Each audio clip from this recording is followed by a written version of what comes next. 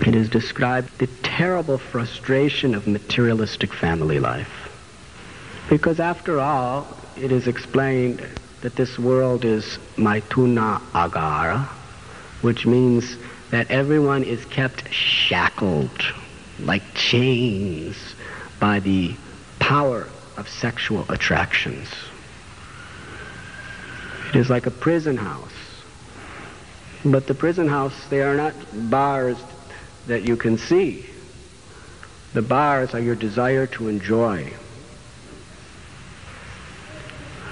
And that is keeping you in this prison.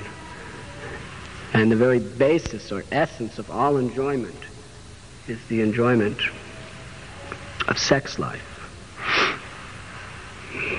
The world is just going on according to this principle since time immemorial. And family life is created by Krishna as a means and a ways to regulate this sexual attraction in such a way that gradually we can become purified of it. That is called grihastha ashram.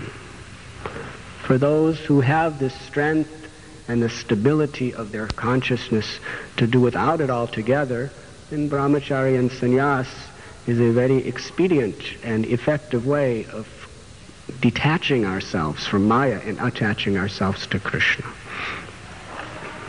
But for those who are unable to do like this, or for those who can serve better by being exemplary grihastas, then the grihastha is a way by which a man and a woman could live together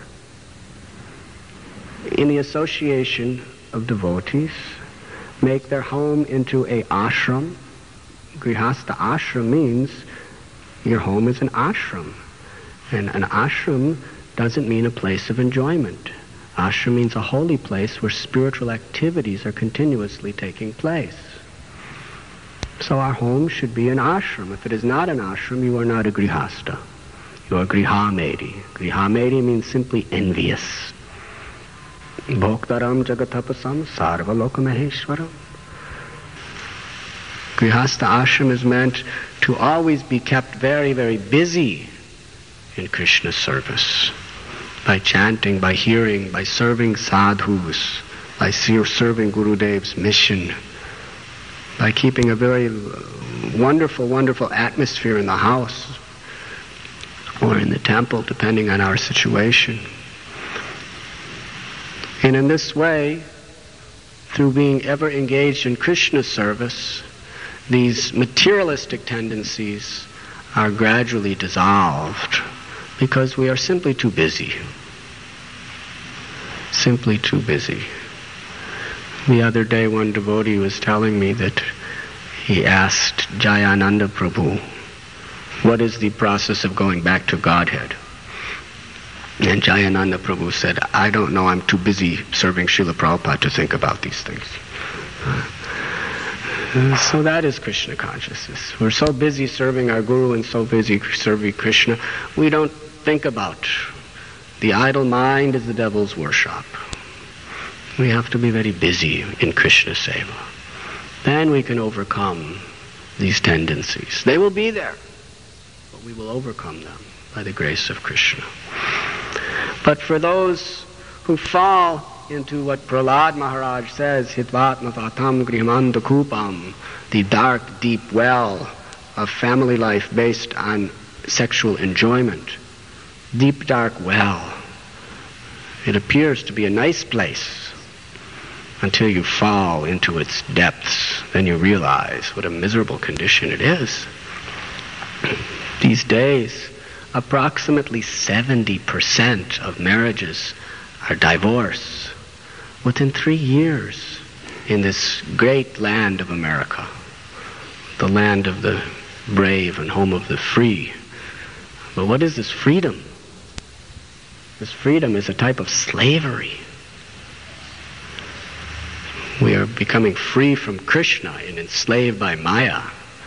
That is the illusion. But actually Maya is Krishna's energy. So, in this way, what is promising infatuation. There are so many songs, there are so many magazines and so many newspapers and so many cinemas and so many televisions and so much propaganda. All advertising is based on this principle of attraction between the sexes. And there's such a great hope that this is what I've always been looking for. This will give me life and happiness. But according to federal statistics, at least 70% within 3 years divorce. What does divorce mean? Total frustration, anxiety, and misery. It becomes unbearable. You just have to get out. You become enemies practically. This is the situation. You were listening to Radhanath Swami on devotionalnectar.com.